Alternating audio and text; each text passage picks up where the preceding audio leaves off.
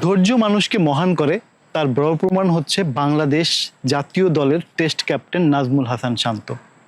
শান্তকে নিয়ে বিচার অবিচার বা বিশ্লেষণের জায়গায় কে ভুল করেছে কে ন্যায় করেছে সে বিচার হিসাবে না গেলাম। বিসিবি যেমন শান্তর প্রতি আস্থা রেখেছে টেস্ট ক্রিকেটে অধিনায়কত্ব দিয়ে, এবং তার খেলার স্কিলের জায়গা থেকে সে যে কি করতে পারে বা তার যে ক্রিকেটীয় স্কিল কেমন সেটা আমরা আয়ারল্যান্ড বাংলাদেশ টেস্টে দেখেছি। শান্ত ভালো করেছে তাই তাকে নিয়ে কথা বলছি, বিষয়টা এমন না। শান্তর ক্রিকেটীয় স্কিল কেমন, ফিল্ডিং পজিশন কেমন, এইটা আমরা এই ম্যাচটাকে খুব সুন্দরভাবে দেখেছি।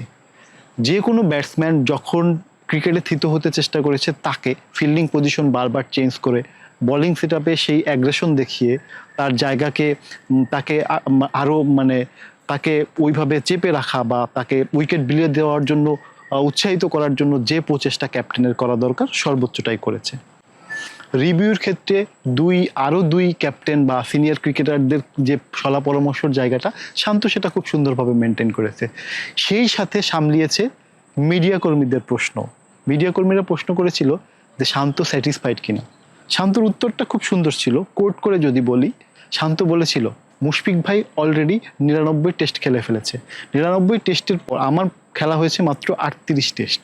তো সেক্ষেত্রে আমার ক্যারিয়ারে যখন ওই 99 টেস্টের পরে যখন এই শুভকামনাটা বা এই সুন্দর আলোচনাটা করবেন তখন মনে হয় আমার স্যাটিসফাইড মনে হবে।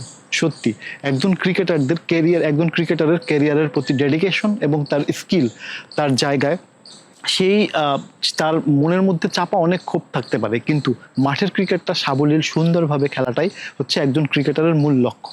সেটা সে প্রমাণ করেছে। বাংলাদেশকে একটা শত উপহার দিয়েছে, তার ক্যারিয়ারে যোগ করেছে আর একটা 100। টেস্টে একটা শতক মানে অনেক মর্যাদাপূর্ণ।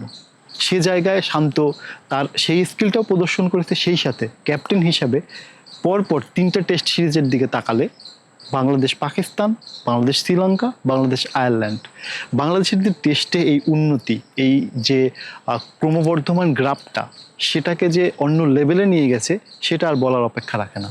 শান্তর জন্য শুভকামনা।